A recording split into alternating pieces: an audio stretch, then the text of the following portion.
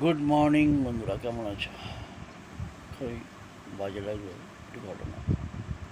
বিশ্বকাপ ফুটবলে গোল চুরি হলো। গোল চুরি, হ্যাঁ। বিশ্বকাপের বাছাই পর্বে খেলায় ভারতের সঙ্গে কাতারের খেলা হচ্ছিল। খেলাটি যখন চলছে তখন খেলার মাঝখানে একটি গোল পোস্টের ভেতরে ঢুকে যায়, কিন্তু কাতারের খেলোয়াড়রা সেটিকে পা দিয়ে বের করে আবার সেটিকে উল্টো গিয়ে ভারতের গোলে ঢুকিয়ে দেয়। এ কেমন? রেফারি দেখলো কিন্তু কিছুই বললো না। জোর করে হারিয়ে দেওয়া হলো ভারতকে। সত্যি লজ্জাজনক ব্যাপার। এটা না হওয়াই উচিত ছিল। এরকম ঘটনা যদি হয়ে থাকে, সত্যি ক্রীড়া জগতের এক বড় লজ্জার জিনিস তৈরি হয়ে যাবে। কেননা এইভাবে যদি গোল চুরি করে কোনো দেশকে, বা ভারতকেই হয়, আজকে নয় ভারত, কালকে অন্য দেশও হতে পারে, তো এটা খুবই অন্যায়। এই অন্যায়ের প্রতিবাদ হওয়া উচিত।